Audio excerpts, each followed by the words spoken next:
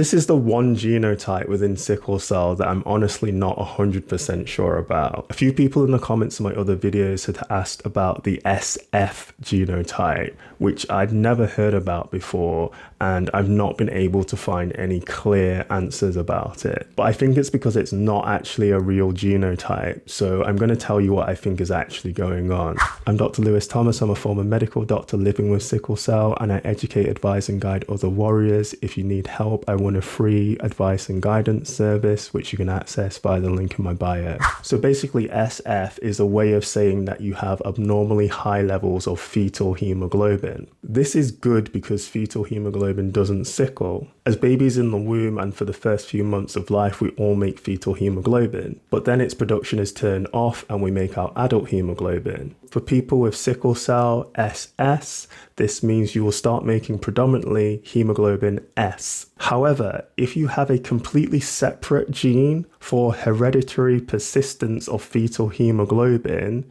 this will stop the fetal hemoglobin production from being turned off all the way, and you'll still end up making a significant amount of fetal hemoglobin. And then some labs will look at your blood test and just see that you have a balanced amount of hemoglobin S and hemoglobin F. So we'll report the result as SF, and somehow that's translated to having an SF genotype.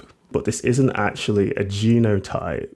It's actually just a version of hemoglobin SS or hemoglobin S beta thalassemia trait. And you just happen to have high levels of fetal hemoglobin that are accounting for a significant proportion of your total hemoglobin. That's how it makes sense to me. I hope it makes sense to you. Any questions, ask in the comments.